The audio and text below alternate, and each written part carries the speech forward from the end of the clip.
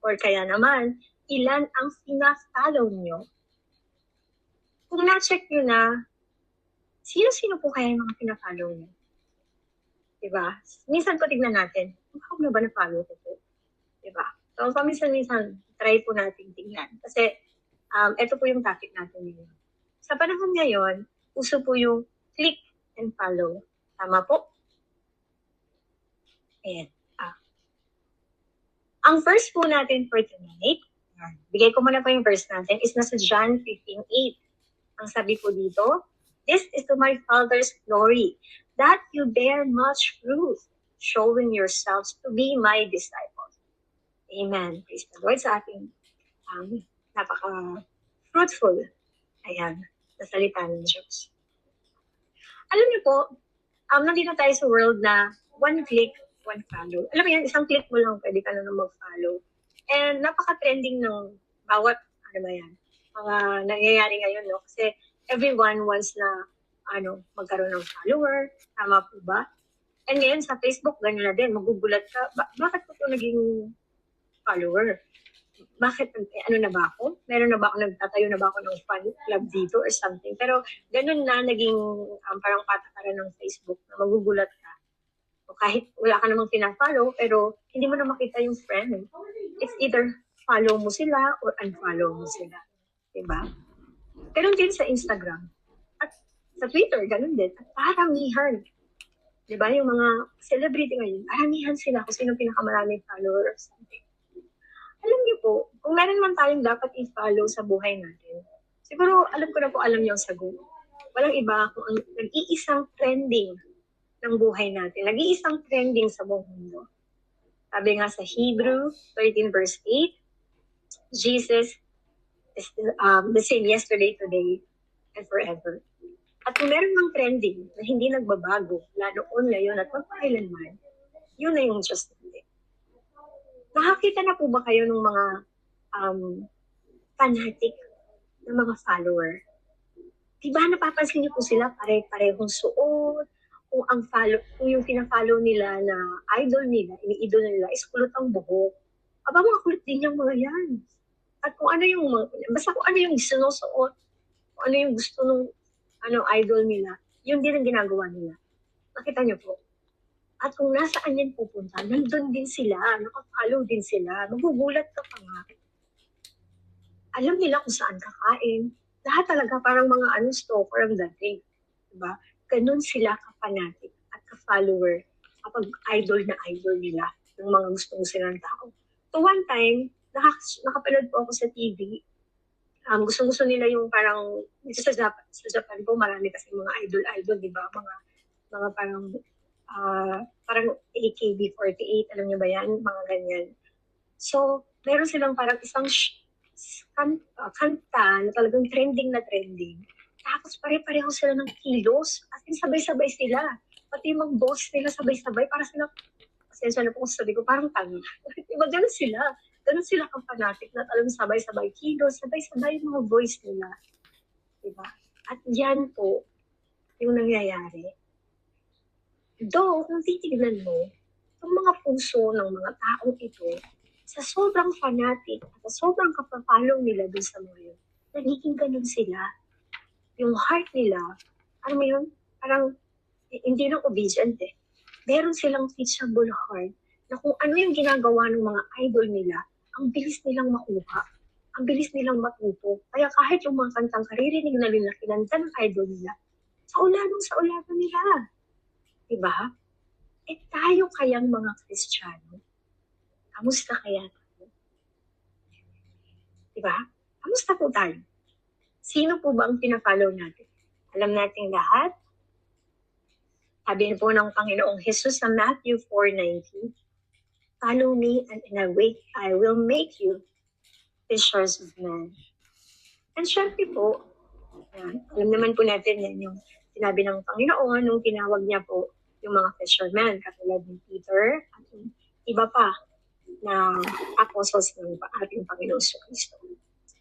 Tayo pong lahat dito, naniniwala po ako na we already ABC, accepted and believe and confess that Jesus is our Lord and Savior, right? And kinakanta din natin yung kanta na, na I will follow you, Lord. No turning back, no turning back. Tama po ba?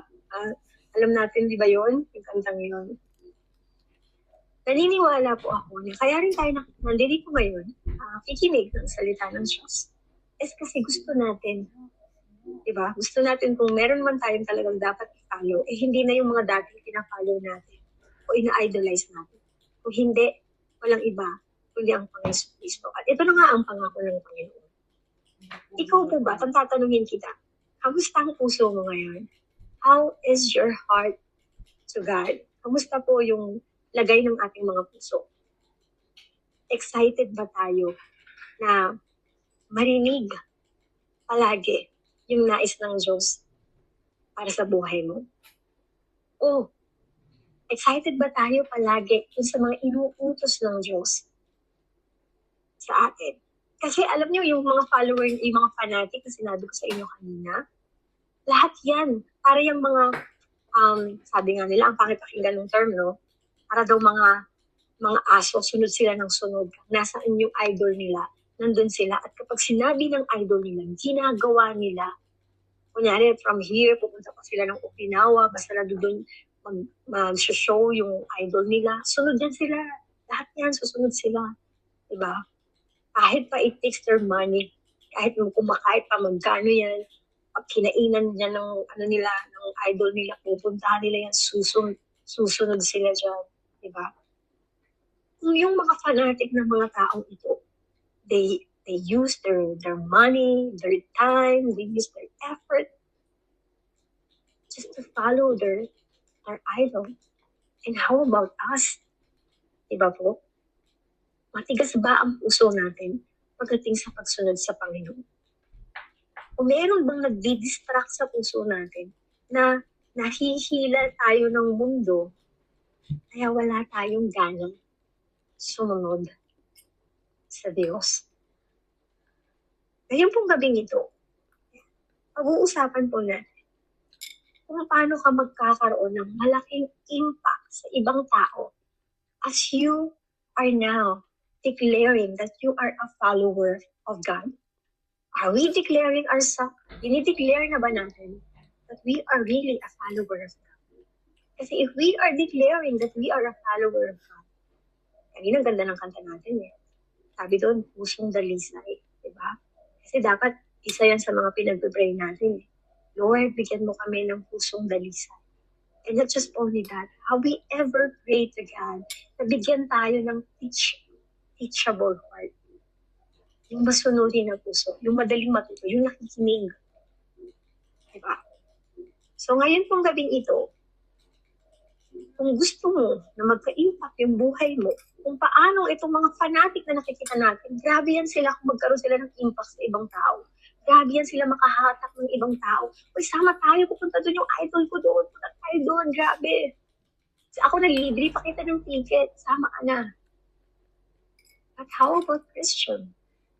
Ano yung ginagawa natin? When we said, kung sinasabi natin that really we are a follower of God, as we know that Jesus said to us, follow me and I will make you fishers of men. Ngayong gabing ito, bibigyan ko po kayo ng konti lang po ng points na kung saan ituturo ko po sa inyo kung paano po kayo magkakaroon ng impact, diba? Ng impact sa ibang tao na kung sa ganung pamamaraan po, ayan, magkaroon tayo ng sa mga mawari natin, ano ba yung naka-Japanese tuloy ako, sa mga tao sa paligid natin, together with our family, ayan, na maging fruitful follower tayo ng Panginoon. But before that, kailangan po siguro muna na magkaroon tayo ng teachable heart. Diba? So, ang tanong, paano ba natin gagawin yun? Diba? Para magkaroon tayo ng impact sa ibang tao. Para maging fruitful tayo. Diba? Alam ko marami po dito maghahalaman, mga gardener. And sakto, ngayon, Natsu. If I'm not mistaken, last year na nag-share din po ako sa JSM tungkol din po sa paghahalaman. yung naikwento ko tungkol doon sa 4 na klase ng puso. Tama po. Siguro no, after 1 year, ito na yung continuation. Ang kulit, no? Pero tungkol naman po kung paano magiging fruitful kang follower. Na nang sa ganun, magkaroon ka ng impact dun sa mga tao sa paligid mo. Yan, simulan na po natin. So, paano natin gagawin to? So, may 3 points lang po tayo. Una po, kailangan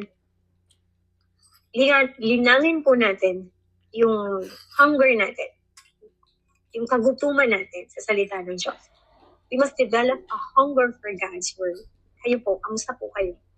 Lagi ba kayong gutom na gutom sa salita ng Diyos? Yung talagang gusto nyo makapakinig, ganyan. How is your appetite?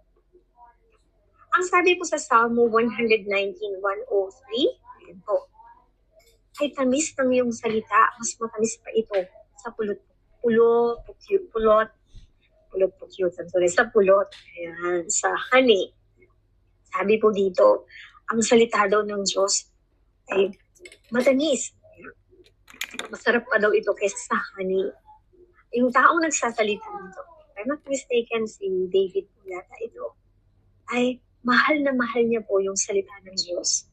At gusto niyang kainin na alam niyang magpapabusog sa kanyang espiritu.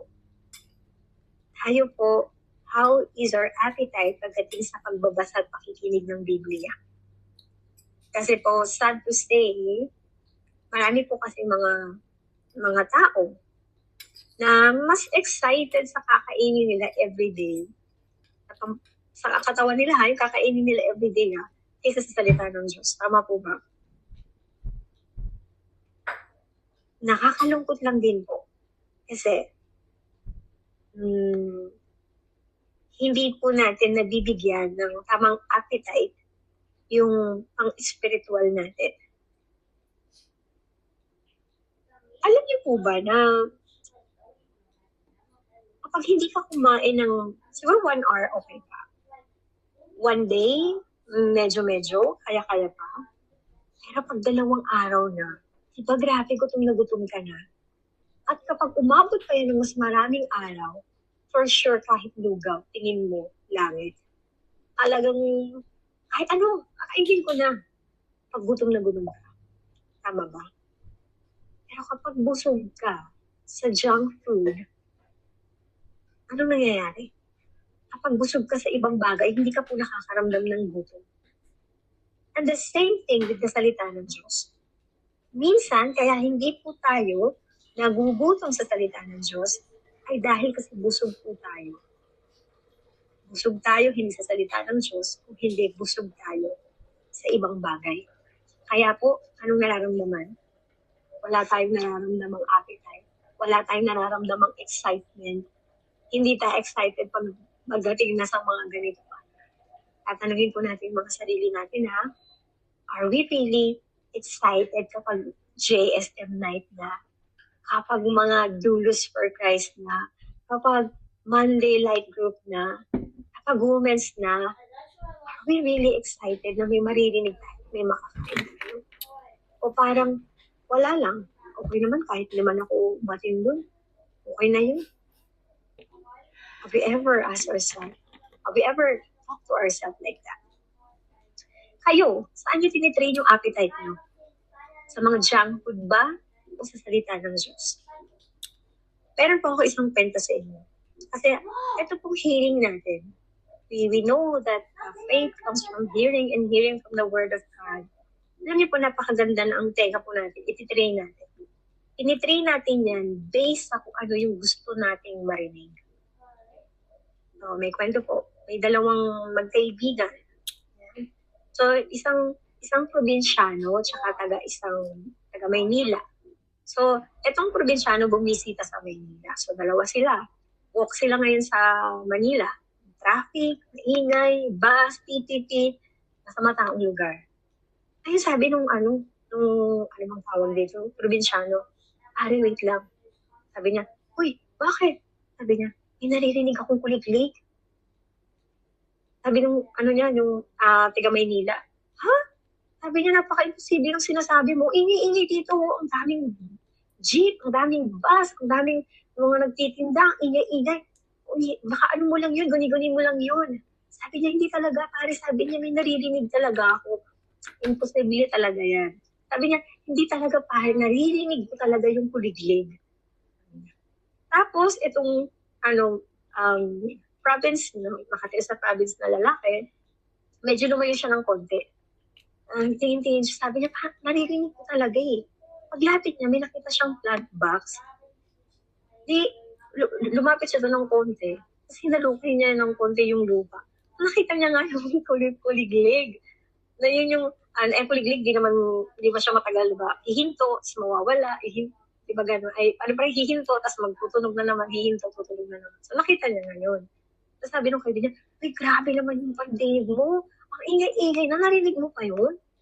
Sabi niya, oo naman. Sabi niya, depende kasi yun pare kung ano yung gusto mong marinig. Sabi nung probinsyano. Tapos, kumuha siya ng pera sa bulsa niya. Sabi niya, tignan mo to pare ha. Kumuha siya ng isang barya lang. Parang, ewan ko kung anong barya. Basta kumuha siyang barya, tapos tinose coins niya. Tinapon niya patas. Pagbagsak ng coin, naku, naglapitan yung mga tao.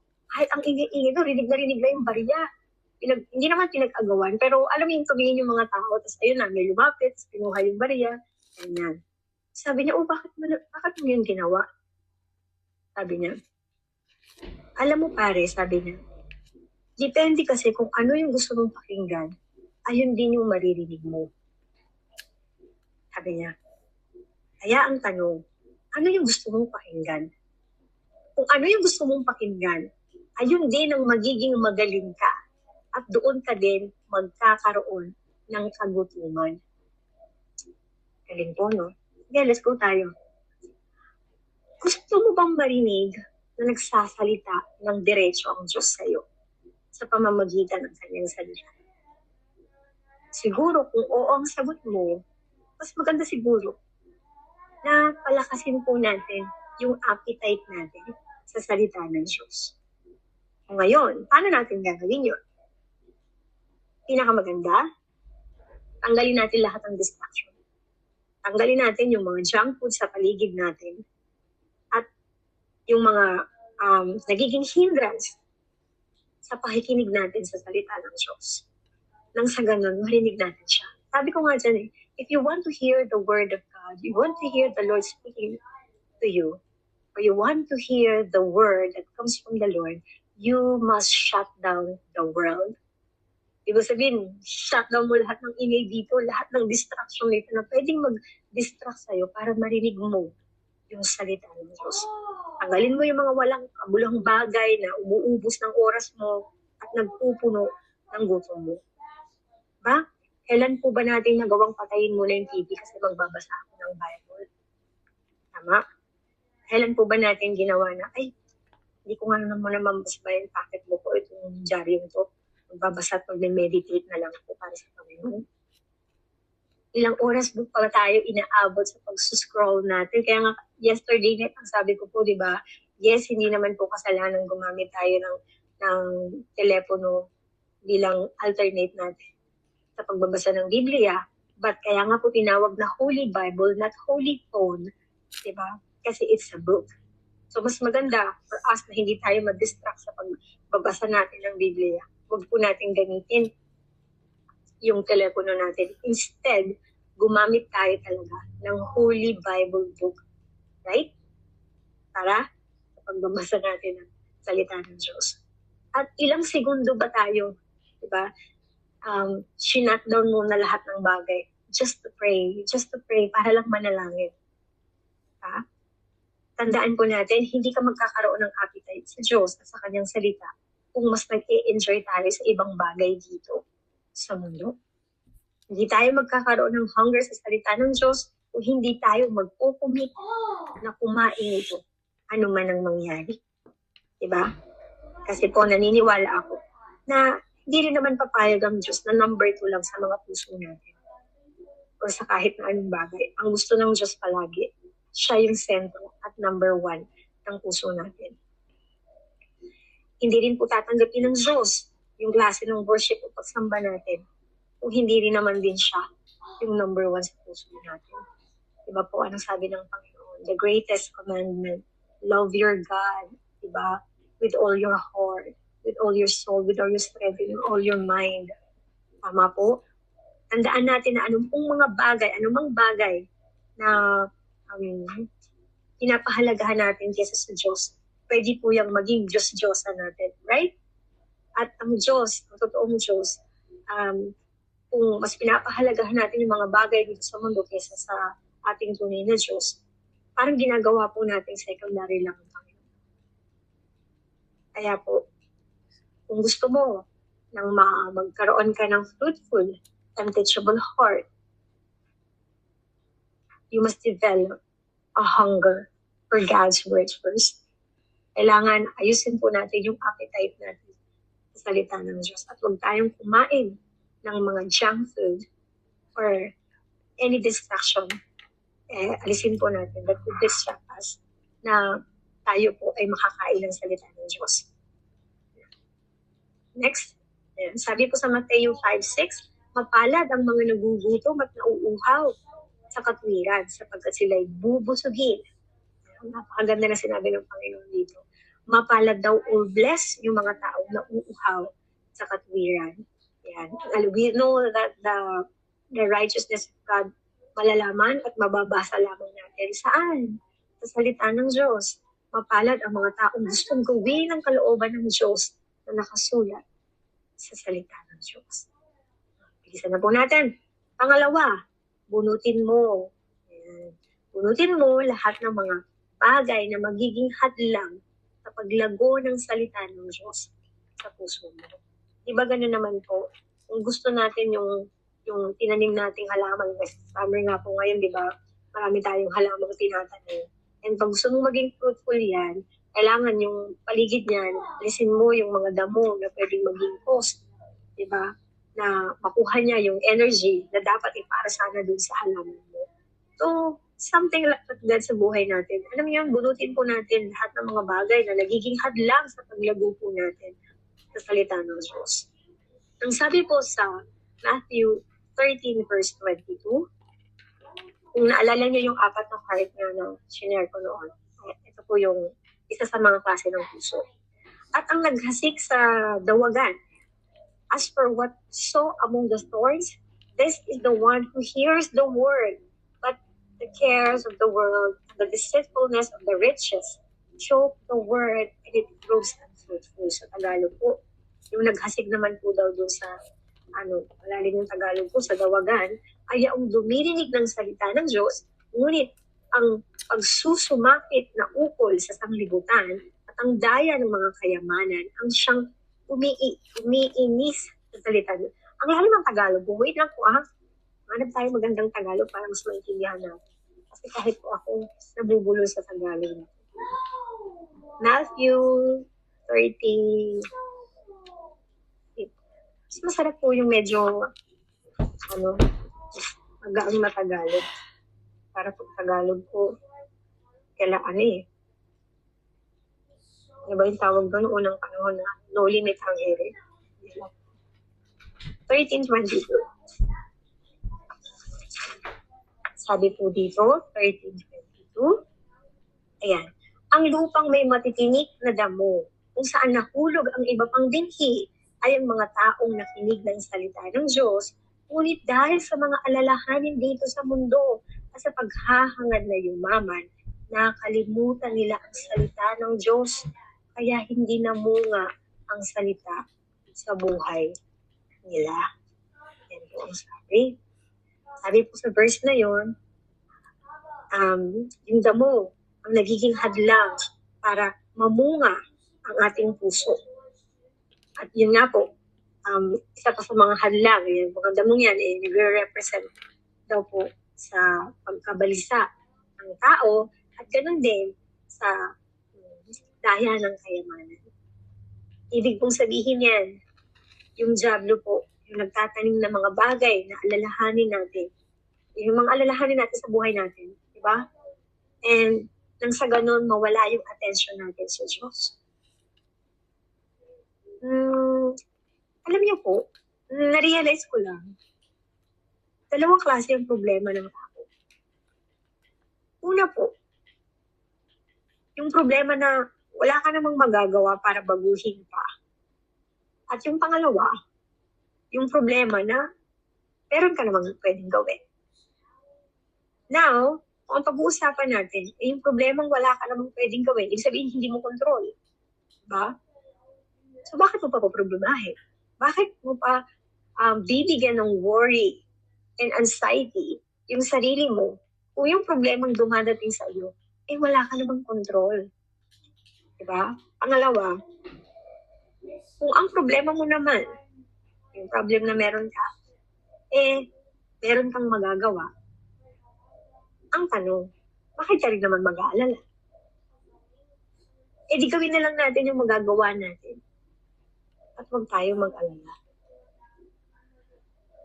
Ang pangako po ng Diyos sa atin, aalagaan niya tayo at hindi niya tayo pababayaan. Alam ko po, alam namin na kayong verse na nagpapatungkol siya.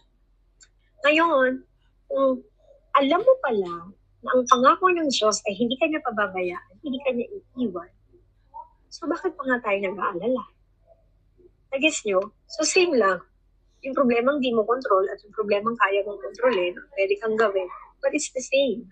Bakit ka naman mag-aalala kung may Diyos ka? Right? So parang insulto sa Diyos na nag-aalala ka kung alam mo namang may Diyos ka. Parang sinasabi lang natin sa Kanya, Lord, naniniwala ako sa iyo, pero alam ko hindi mo to kaya. Parang something like that. Diba? Pag ikaw pa rin yung nag-aalala at nag-aalala. Diba? Yung patuloy mo pa rin inaalala. So, paano ka tuturuan ng Diyos mula sa Kanyang salita kung hindi ka naman nagtitiwala sa Kanya? Paano mo sasabihin na nanampalataya ka? Nananampalataya ka sa Diyos na pinatawad kayo, bibigyan ka niya ng buhay na walang hanggan. Kung doon pa lang sa maliliit na problema mo sa buhay,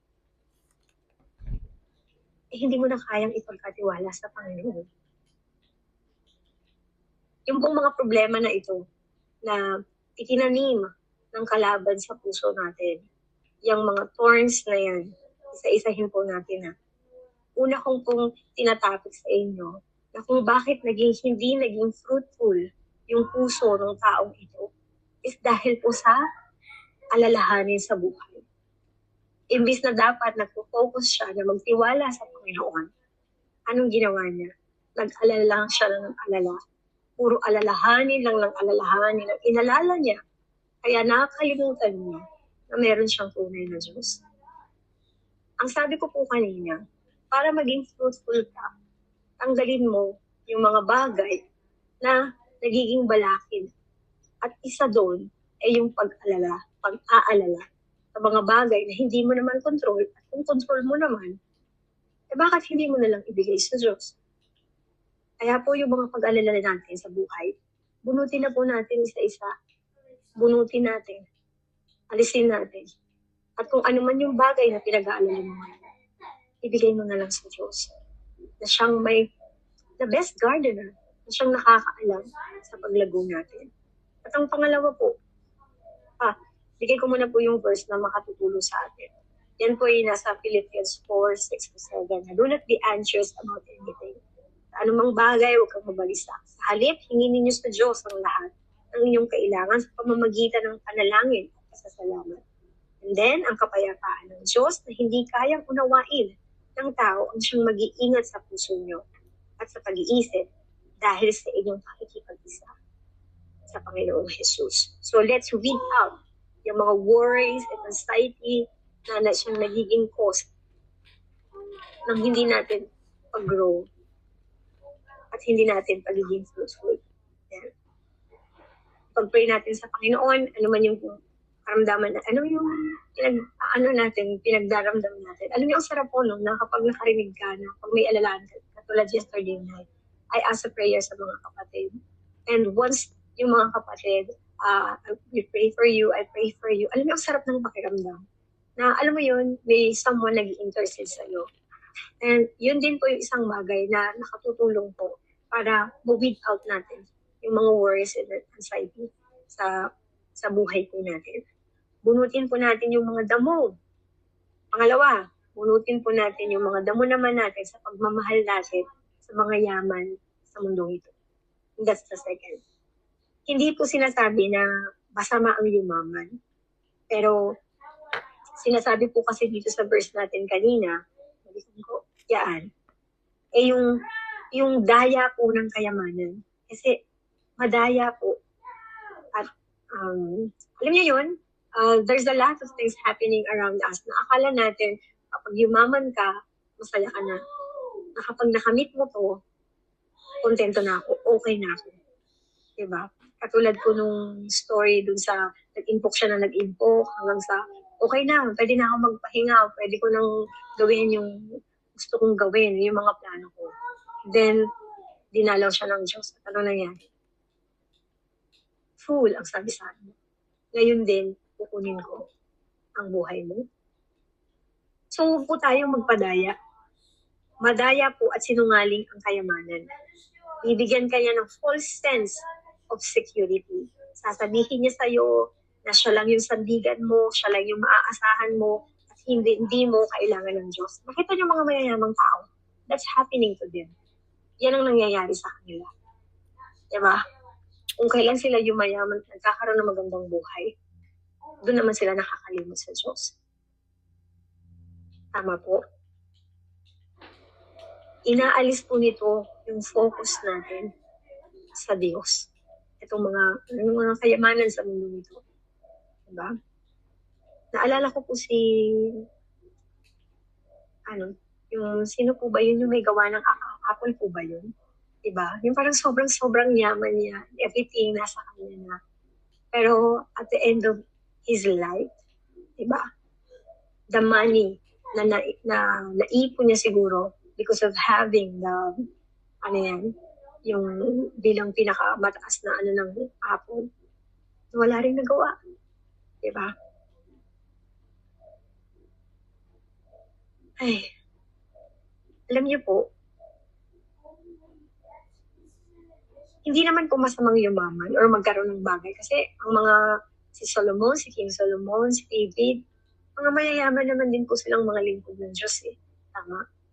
And we know that the true blessings really comes from the Lord. Kaya lang, kung ito po ang mauuna at ito ang mas dadami sa puso natin, for sure, kakainin po nito ang lahat ng tunay na yaman na galing sa Panginoon. At ito ang sisira po. Usually po ang sumisira sa buhay at pagkatao ng isang Kristiyano. Once na matanggap nila ang lahat ng mga pinagpipray nila, ng mga gusto ko, Lord, ako, yumaman ako, Lord, magbibigay ako ng ganito, magaganyan ako, magsiserve ako sa iyo, Lord. Something like that. Diba? There's a lot of people praying for that. Pero after nun, diba? Wala rin naman po nangyayari. Kaya nga sabi ko, Lord, okay na rin po na ganito po yung buhay ko. Kasi po, Lord, baka pag mayaman ako, Lord, yung puso ko naman mawala.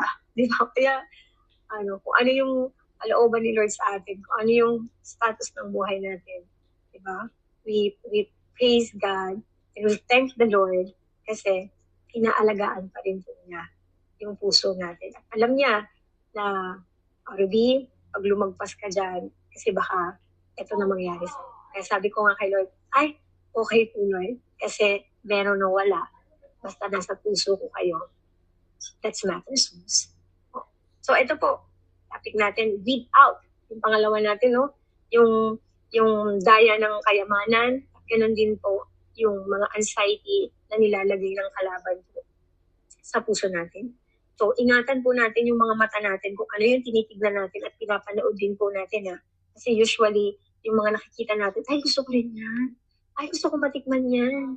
Ay gusto ko magkaroon ng ganyan. The lust of the eye. Ingatan po natin kung saan tayo nakafocus. Kasi maari pong maging, pagnanasa. Diba po?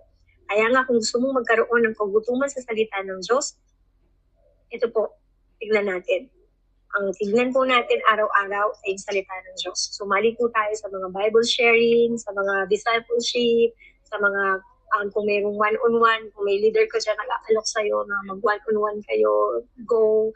Kung meron kang mga alam pa ng mga Bible study group, yan, go. Kumain ka, makinig ka, diba? Gamitin mo yung mga pagkakataon para ikaw ay lumago. Diba po? Tignan natin po. Wait. Ayan. Ang sabi po sa 1 Corinthians 7:31, ang mga gumagamit ng mga bagay dito sa mundo ay hindi dapat mawili sa mga bagay na ito dahil ang mga bagay sa mundo ito ay lilipas. Diba po, diba? Alam natin yan na everything na mga bagay sa mundo ito mawawala rin po. Kaya ngayon pa lang, mag-impok po tayo hindi dito sa lupa, kundi doon sa langit. Doon ang tunay na investment natin. Sabi ko nga pinakamagandang investment po na gagawin natin is yung pinapatiunan na natin sa Panginoon. Lahat ng mga ginagawa natin na pagtulong sa mga mga kapatid natin, sa churches, ganyan. Lahat po yan pwede nyo maging investment. Pamimigay mo ng Biblia, katulad ni Sister Mary, diba? Kasi yung mga makakakilala sa Diyos, yung mga maha-harvest ng mga soul, yung magbabalik loob sa Panginoon, lahat po yan, investment natin pagdating natin sa langit. Diba? Kasi ang sarap po na kung dumating tayo sa langit at makita natin yung mga tao na, hoy, Sister Beth, hindi dahil sa'yo. Salamat sa Diyos. Diba? Lord, ito po yung kapatid ko. Siya po yung nagyakad sa akin sa JSM. Oh, hindi ba? Ang sarap doon. Tapos ang daming lalapit sa'yo, Lord. Ito po yung kapatid ko, napabuti po. Siya po, Panginoon, yung nag-share sa akin sa Facebook. Diba? Ganun po. And that's investment. The souls, diba? Yung mga souls ng mga taong nakakilala sa Panginoon dahil doon sa ginawa mo.